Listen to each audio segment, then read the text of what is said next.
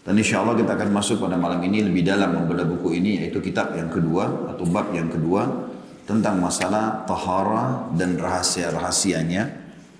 Dan makna taharah adalah kesucian atau pensucian. Berikut kitab solat dan apa-apa yang berkaitan dengannya. Sebelum kita bahas lebih dalam teman-teman sekalian, Ibnu Qudamah rahimahullah punya trik tersendiri dalam buku ini. Kalau teman-teman mempelajari kitab taharah ini dalam kitab-kitab apapun, misalnya kitab Bulughul Maram untuk Ibnu Hajar atau buku-buku fikih yang lain, maka yang pertama kita temukan dalam taharah itu adalah bab wudu, mandi, gitu, tayammum, kemudian juga masuk dalamnya setelah itu pindah ke bab sholat, gitu kan. Tentu ada dalamnya juga masalah haid, nifas dan seterusnya. Maka lebih banyak cenderung dibahas dalam buku-buku fikih tentang rukun, tata cara, kemudian kewajiban-kewajiban, sunnah-sunnah dan yang membatalkan. Itu umumnya. Kalau beliau menyentuh sisi yang lain. Jadi beliau lebih menyentuh misalnya dalam bab taharah ini bukan hanya sekedar orang berwudu dan selesai. Bukan hanya sekedar orang mandi dan selesai. Sebab menurut beliau itu hanya kulitnya. Ada sesuatu yang dasarnya atau inti daripada kalau sebuah pohon itu ada kulit, ada batang pohonnya. Maka ada batang pohonnya yang banyak dilupakan oleh manusia. Dan itu yang akan dibahas nanti lebih dalam ke masalah sentuhan itu. Seperti misalnya dalam masalah sholat. Beliau lebih cenderung membahas masalah kehusyuannya. Jadi bukan rukun-rukun sholat, apa yang harus dibaca, apa yang merupakan sunnahnya, apa yang membatalkan, bukan itu. Beliau membahas bagaimana khusyuk dalam sholat. Jadi walaupun beliau membahas tentang bab taharah, bab sholat, tapi lebih cenderung membahas masalah itu. Kurang lebih ini pembukaan dari kitab yang akan kita bahas. Oleh karena itu, saya berharap lebih banyak konsentrasi karena kita bicara masalah tazkiyatun nafs, pensucian jiwa. Sebelum juga saya mulai, metode kita insya Allah yang sebulan sekali ini, sebagaimana tadi Ahsan Puru sampaikan, hari ini sebenarnya adalah Jumat kedua dan saya majukan biasanya Jumat ketiga karena pekan depan saya akan bimbing umrah insya Allah. Maka kadang-kadang seperti ini. Jadi teman-teman mungkin ikuti saja perkembangannya. Akan standby selalu kita mungkin di pekan ketiga, tapi kalau ada udzur syar'i kita akan mundur atau kita maju. Bisa saja pekan kedua atau pekan ke-1, bisa pekan ke-4. Tinggal diikuti perkembangan insya Allah supaya antum tidak tertinggal bahasan kita. Juga sisi yang lain metode yang kita sudah sepakati insya Allah nanti, yaitu kalau azan isya sebentar, kita azan, kemudian kita tidak langsung iqamah sholat. Kita lanjutkan majlis ilmu kita, sampai selesai insya Allah dengan tanya jawabnya, baru kita iqamah sholat isya. Jadi bubar sholat isya, sudah selesai pengajian kita. Dengan tujuan supaya tidak berubah-ubah lagi safnya. Karena kalau antum seperti ini duduknya, beda dengan kalau saf sholat, akhirnya mundur lagi, ada yang keluar dan seterusnya. Ini dibolehkan oleh para ulama, selama memang jeda waktunya antara azan iqamah. Karena memang dianjurkan untuk memperlama antara azan iqamah, ya itu dalam bahasan masalah sholat. Baik, kita akan baca teman-teman sekalian apa ditulis oleh Ibnu Qudamah rahimahullah. Beliau mengatakan kitab kedua, taharah atau kesucian dan pensucian. Dan rahasia-rahasianya berikut kitab sholat dan apa-apa yang berkaitan dengannya. Beliau mengatakan ketahuilah bahwa taharah itu, bersuci itu mempunyai 4 tahapan. Yang pertama, mensucikan lahir dari hadath, najis-najis dan kotoran. Lahir itu maksudnya adalah di luar, misalnya sejadah, ya, pakaian, seperti itulah. Kita melepaskan semua kotoran dari situ. Jadi nggak boleh kita sholat di tempat najis, pakai baju najis kan gitu. Yang kedua, mensucikan anggota tubuh sendiri, bukan bajunya, bukan saja tapi badan kita, dari dosa-dosa dan kemaksiatan. Jadi beliau sudah mulai masuk lebih dalam sekarang. Selain membersihkan baju, pakaian, beliau juga mengatakan harus membersihkan badan. Tapi ternyata bukan yang dibahas di badan ini masalah mandinya ataupun uduknya.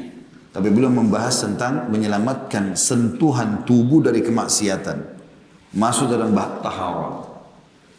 Kemudian yang ketiga, mensucikan hati dari akhlak-akhlak tercela dan sifat-sifat buruk. iri, dengki. Ya. Setiap kali kita mau melakukan sebuah jenis ibadah, mau sholat kah, mau puasa kah, mau haji kah, mau apa saja, maka beliau menganggap pensucian jiwa di sini bukan hanya sekedar dengan wudhu, tapi dia harus membersihkan hatinya dari sifat iri. Bibit iri, bibit daripada dengki, bibit daripada dendam, bibit daripada putus asa, semua nggak boleh ada. Sehingga dia tidak berkembang menjadi sebuah pohon besar dalam hati kita.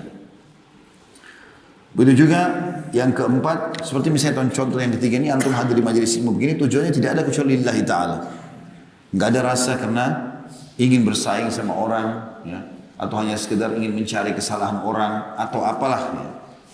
Seperti dalam taharah yang ketiga. Yang keempat, mensucikan hati dalam kurung niat yang tersembunyi dari selain Allah. Dan ini menurut beliau mengatakan setelah itu, yang akhir inilah tujuan tertinggi. Jadi tujuan tertinggi dalam bab tahara menurut Ibnu Qudamah justru membersihkan hati dari riya, kesyirikan, ya. Sehingga tidak ada keinginan untuk pamer, tidak ada keinginan untuk menyembah selain Allah. Memang betul-betul dia beribadah kepada Allah. Jadi menurut Ibnu Qudamah, biar bajunya sederhana, biar badannya kurus, biar dia lagi sakit, biar dia lagi miskin, tapi kalau dia khusyuk sholat, itu intinya. Biar bajunya bagus, orangnya tampan, cantik, tapi kalau tidak khusyuk, percuma. Itu kurang lebih kesimpulannya.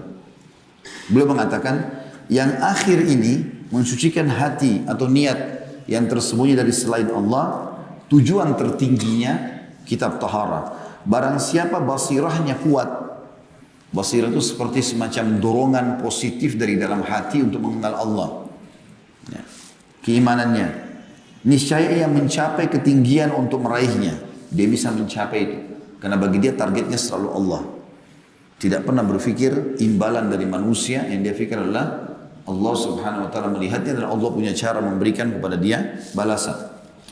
Barang siapa yang basirahnya buta, tidak tahu dia siapa yang sedang dia sembah, siapa yang sedang dia kejar janjinya, siapa yang dia harus takuti ancamannya, itu Allah subhanahu wa ta'ala. Maka dia hanya memahami tahapan tahara yang pertama saja. Kerjanya cuma sibuk, bersihkan baju dari najis, bersihkan tempat dari najis, tapi tidak pernah fikir masalah kehusyuan sholatnya, bagaimana dia menikmati setiap tetesan air wudhunya menjatuhkan dosa-dosanya, nggak ada itu. Anda bisa melihatnya menghabiskan kebanyakan waktunya yang mulia hanya untuk beristinja, bersihkan diri dengan air saja, dan mencuci baju secara berlebih-lebihan, karena dia mengira, tanda kutip, padahal itu hanyalah was-was dan kurangnya ilmu, bahwa tahara yang dituntut hanyalah tahara seperti ini.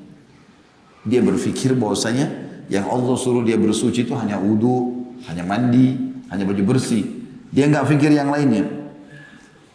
Dia tidak mengetahui dia tidak mengetahui sirah atau sejarah orang-orang terdahulu yang menghabiskan waktu mereka dalam rangka mensucikan hati dan bersikap gampang dalam urusan lahir. Maksudnya orang-orang dulu, iya dia jaga bajunya supaya bersih, iya dia jaga wudhunya supaya sempurna, supaya badannya wangi, iya. Tetapi yang mereka lebih pentingkan adalah bagaimana pada saat sudah masuk melaksanakan ibadah itu mereka konsentrasi, mereka mengejar kehusyuan, itu yang dikejar. Kata beliau, mereka melupakan kisah atau tidak mengetahui sirah atau sejarah maksudnya ya. Orang-orang terdahulu yang menghabiskan waktu mereka dalam rangka mensucikan hati mereka, ini tahara yang sebenarnya, dan bersifat gampang dalam urusan lahir. Penampakan itu nomor 2. Sebagaimana diriwayatkan dari Umar radhiyallahu anhu bahwa beliau pernah berwudu dari bejana milik seorang wanita Nasrani. Dalam arti kata, wudu tidak punya bejana, pakai punya orang Nasrani lagi.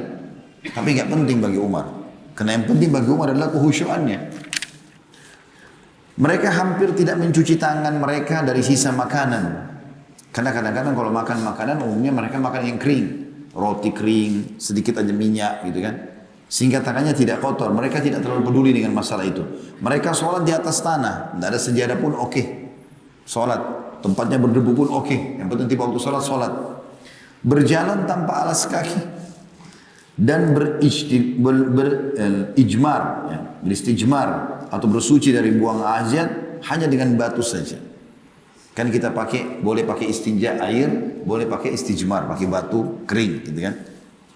Kondisi saat ini sudah sampai pada satu kaum di mana mereka menamakan kedunguan atau kebodohan dengan kebersihan. Anda melihat kebanyakan waktu mereka habis dalam rangka memperhias lahirnya saja, sedangkan batin mereka lapuk, berlumut kesombongan, bangga diri atau ujub, kebodohan, riya, dan kemunafikan yang paling busuk. Seandainya mereka melihat orang yang hanya beristijmar dengan batu atau berjalan di atas tanah tanpa alas kaki, atau orang yang sholat di atas tanah tanpa alas, atau beruduk dari bejana wanita tua, niscaya mereka akan mengingkarinya dengan keras, menjulukinya dengan orang kotor, dan menolak makan bersamanya.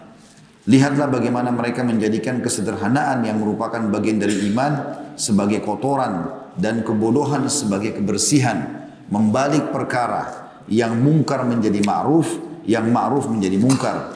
Tetapi barang siapa yang dimaksudnya dalam bersuci adalah kebersihan tanpa boros air, tidak meyakini bahwa menggunakan air banyak adalah dasar agama, maka perbuatan ini bukan merupakan kemungkaran. Sebaliknya, ia adalah perbuatan baik. Silahkan merujuk buku-buku fikih bila Anda ingin mengetahui hadas dan najis. Karena tujuan buku ini adalah adab dan perilaku. Artinya paragraf terakhir ini saya tidak akan bahas rukun, syarat yang membatalkan, saya tidak akan bahas itu. Ini hanya membahas masalah adab dan tata krama dalam beribadah. Jadi beliau mau mengatakan di paragraf terakhir juga, nanti kita akan mundur ke belakang, tidak ada masalah orang bajunya bersih, orang mandi, orang pakai minyak wangi, itu sunnah Nabi SAW. Tetapi ini harus dinomor duakan. Nomor satunya itu keikhlasan hati, ya, bertawakal kepada Allah, kehusyuan dalam sholat, gitu loh. Ada orang, gak ada orang, tetap dikerjakan ibadah itu. Karena untuk apa masjid kita mewah, baju kita bersih, tapi kita tidak tahu apa yang dibaca dalam sholat. Karena kita tidak tahu nilainya, siapa yang sedang kita berhadapan dengannya. Nanti akan ada beberapa contoh para salafus salih bagaimana mereka kalau menghadapi waktu sholat itu. Seperti apa mereka sholat? Karena mereka lebih mendahulukan masalah keimanan dalam hati daripada penampilan lahirianya. Seperti itulah. Maka mereka, atau beliau mengatakan, kita mundur lagi sedikit ke belakang, beliau mengatakan banyak orang yang hanya peduli dengan lahiriah saja, sehingga akhirnya contoh atau bagaimana kita bisa lihat mereka secara lahir terlalu peduli dan berlebihan, akhirnya mereka tidak peduli dengan isi hati dan keimanan. Kalau ada orang yang jalan tanpa alas kaki, atau ada orang sholat tidak pakai sejadah, maka dia spontan langsung mengingkari masalah itu. Kenapa sholat di tempat itu tidak pakai sejadah? Kenapa begini? Dia peduli dengan lahirnya. Padahal sebenarnya dalam agama bukan itu yang penting. Yang penting adalah orang ini khusyuk atau tidak. Dia wudhunya benar atau tidak. Itu tambahan. Gitu kan? Nabi SAW pernah sholat di atas tanah. Para salafus sholat di atas tanah. Bahkan Nabi SAW mengatakan, Innama ju'ilal liya ardi masjidan wa tahura. Allah telah jadikan untuk bumi ini semuanya masjid dan suci. Tiba sholat, kita sholat di atas batu pun kita sholat, di jalanan kita sholat. Tidak ada urusannya. Ada sejadah, tidak ada sejadah. Bahkan pernah Mu'adz bin Jabal radhiyallahu anhu, salah satu Mu'adz atau Mus'ab radhiyallahu anhu, ini salah satunya, saya lupa namanya, tapi salah satu dari dua sahabat ini. Kalau saya ingat, saya Mu'adz bin Jabal radhiyallahu anhu. Beliau lagi sujud, dan pada saat bangun penuh dengan debu. Karena di zaman Nabi SAW belum ada keramik, belum ada karpet, tanah semua. Kebetulan melengket debu-debu itu di dahinya, dan beliau salam, habis salam beliau hapus. Apa kata Nabi SAW? Jangan kau hapus, hai Mu'adz. Sesungguhnya debu-debu itu bersamanya rahmat Allah. Pemahamannya seperti apa itu? Artinya bukan masalah itu, bukan kotor, suci itu. Dan kau baru saja beribadah. Ada sesuatu yang baik di situ. Seperti itu dalam memahaminya. Ada subjudul yang lain beliau mengangkat kotoran. Kata beliau, menghilangkan kotoran terbagi menjadi dua. Yang pertama, kotoran yang patut dibersihkan, seperti kotoran dan noda yang berkumpul di kepala. Dianjurkan dibersihkan dengan mandi, menyisir dan memakai krim pembersih untuk menghilangkan kusut. Demikian pula kotoran yang terkumpul pada telinga dan hidung. Semua itu patut dibersihkan. Secara hukum fikih begitu. Makanya kita wudhu, basuh kepala, ya, membersihkan hidung, membersihkan kuping. Ini bagian daripada syariat juga. Dianjurkan pula bersiwak dan berkumur untuk menghilangkan kotoran yang menempel pada lidah dan gigi. Demikian pula kotoran di sela-sela lipatan jari tangan, kotoran yang mengumpul di seluruh badan akibat keringat dan debu jalanan. Mandi bisa menghilangkan semua itu. Boleh masuk tempat pemandian. Tentu di sini saya perlu jelaskan ya. Tempat pemandian yang dimaksud di sini di zaman beliau Ibnu Qudamah ini ratusan tahun yang lalu ini. Zaman sekarang mungkin sebagian negara saja ada.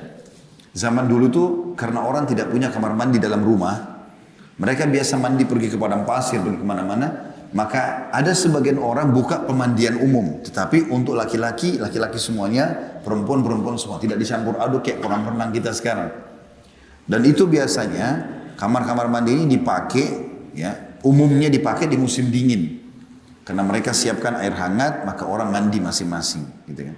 Maka beliau membahas di masanya beliau mengatakan, boleh masuk tempat pemandian. Pemandian di sini bukan kolam renang sekali lagi. Jenis pemandian di zaman beliau masih hidup. Laki-laki sendiri semuanya. Lalu mengatakan karena ia bisa menghilangkan kotoran sebersih-bersihnya.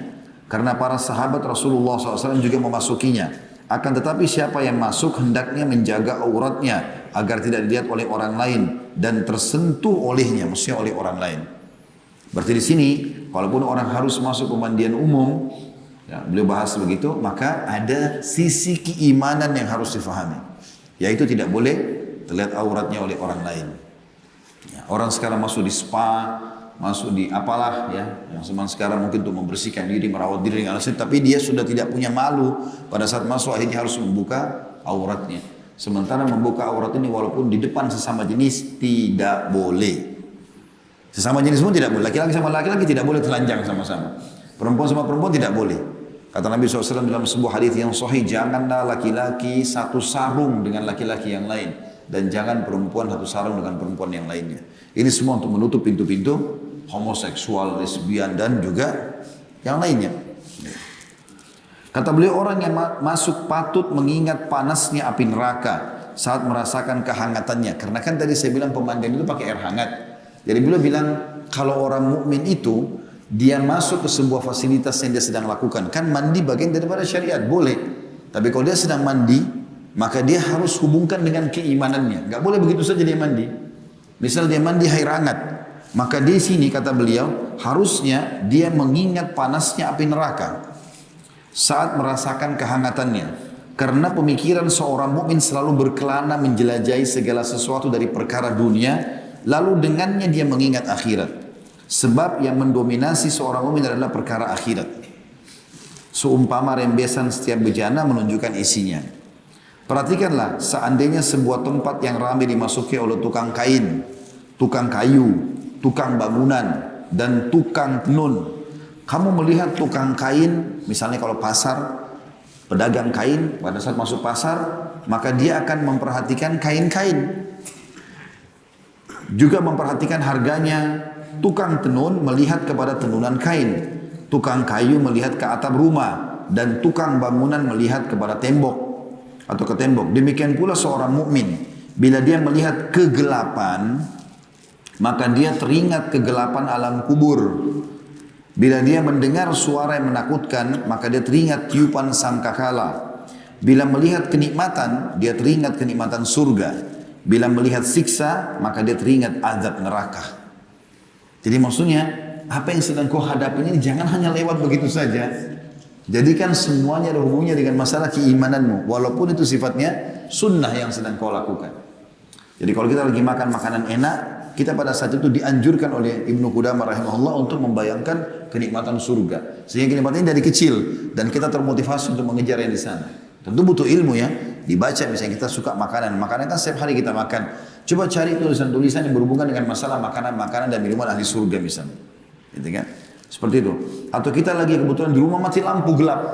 Pada saat itu jadikan momen itu, momen mengingat bagaimana kalau kita di kuburan dan gelap sendirian. Seperti itulah.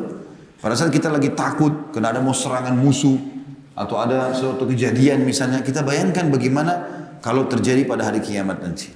Ya. Saya temui sebagian ikhwah yang kebetulan mereka pada saat menghadapi sebuah pengobatan misalnya dan pingsan misalnya. Lalu dia membahasakan, saya membayangkan tadi bagaimana kalau seandainya sakaratil maut datang. Jadi kita bayangkan masalah itu.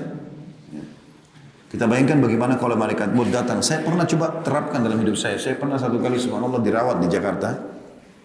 Waktu itu qadarullah ma syaa fa'al. Saya merasa demam dan terus saya masuk rumah sakit dan dirawat beberapa hari gitu. Di malam hari pada saat saya lagi diinfus, tiba-tiba saya terkaget malam itu dan gelisah, nggak bisa tidur.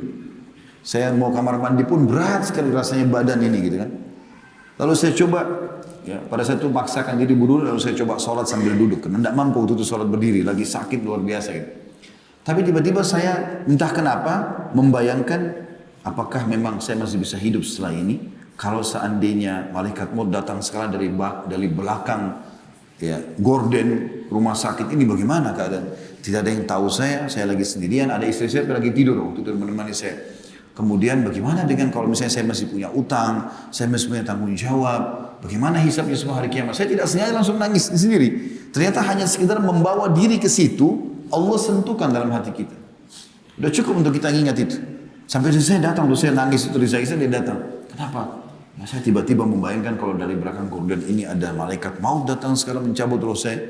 Orang tinggal tahu kenangan Khalid Basalamah pernah hidup. Seminggu, 2 minggu saya diingat. Setelah itu sudah hilang ceritanya. Sekarang teman-teman, ayah kakek antum masih ingat gak? Atau kakeknya kakek kita? Saya pernah dikasih sebuah kertas, nasab jalur kami, yang saya tahu cuma sampai kakek saya. Di atasnya cuma tahu nama, saya tidak pernah tahu orangnya seperti apa. Bahkan mungkin sudah tidak pernah dikenang lagi. Jadi sebenarnya yang mengenang kita itu cuma sangat dekat sekali. Kita harus punya persiapan teman-teman sekalian. Kata beliau, makruh masuk pemandian menjelang matahari terbenam dan di antara maghrib dan isya. Karena waktu tersebut adalah waktu setan gentayangan. Di malam hari seperti ini memang tidak boleh kita melakukan aktivitas kecuali kebaikan saja. Makanya diskotik, bar, segala macam ramai justru di malam hari. Karena memang setan lagi gerilya pada saat itu. Ya. Kata Nabi SAW kalau masuk maghrib, masukkan anak-anak kalian ke dalam rumah karena syaitan sedang menyebar. Bentuk yang kedua dari mengangkat kotoran adalah bagian-bagian yang patut dibuang. Jadi kalau ada yang dimaksud dengan kotoran dalam tubuh yang harus orang mukmin jaga adalah tadi yang pertama dia membersihkan semua tubuhnya, anggota tubuh yang kotor, kepala, mulut, segala macam. Bentuk yang kedua adalah mengangkat kotoran. Ya, bentuk kedua dari mengangkat kotoran adalah bagian-bagian yang patut dibuang seperti mencukur kumis, ya, mencabut bulu ketiak, mencukur bulu kemaluan, dan memotong kuku. Makruh mencabut uban dan dianjurkan untuk disemir. Ini hukum syar'i tentunya. Jadi yang dimaksud dengan mencukur kumis bagi laki-laki ada 2 pendapat ulama. Pendapat pertama mengatakan dirapikan sehingga tidak menutupi garis bibir. Pendapat kedua mengatakan dicukur habis. Dua-duanya punya dalil tentunya dalam masalah ini. Tapi seorang mukmin laki-laki dianjurkan melakukan itu. Baik pada saat dia mau umrah ataupun dalam kesehariannya. Kemudian mencabut bulu ketiak. Ini sudah kita tahu dan mencukur bulu kemaluan adalah fitrah. Yang Nabi SAW mengatakan 5 fitrah harus dijaga oleh seorang muslim. Potong khitan, potong kuku, cukur bulu kemaluan, cabut bulu ketiak dan juga mencukur kumis. Ya. Begitu juga dengan memotong kuku. Jadi orang mukmin tidak punya kuku yang panjang-panjang. Nah, berapa orang ikhwah begitu saya lihat kukunya panjang. Kenapa? Katanya untuk buka plastik lah, untuk apa? Memang gak ada gunting. Harus pakai itu. Harus pakai kuku kenapa? Ini bertolak belakang dengan sifat fitrahnya kaum muslimin. Dan juga beliau mengatakan makruh mencabut uban. Tidak dilarang, tapi makruh. Lebih baik kalau mengikuti sunnah disemir. Asal menghindari warna hitam. Ya. Karena Nabi SAW pernah menemukan Abdullah bin Umar ada jenggotnya satu warna putih. Maka Nabi SAW mengatakan semirlah. Gitu. Asal jauhi warna hitam. Itu juga dengan Abi Quhafah radhiyallahu anhu, ayah Abu Bakar di pembebasan kota Mekah pada saat masuk Islam, semua rambutnya putih, alisnya putih, jenggotnya putih. Lalu Nabi SAW mengatakan pulangkan dia kepada salah satu istrinya agar menyemir rambutnya dan hindarilah warna hitam. Kata beliau, tahapan tahara lainnya akan hadir di bagian seperempat yang membinasakan dan juga yang menyelamatkan insya Allah. Sudah ada bahasan nanti ke depannya.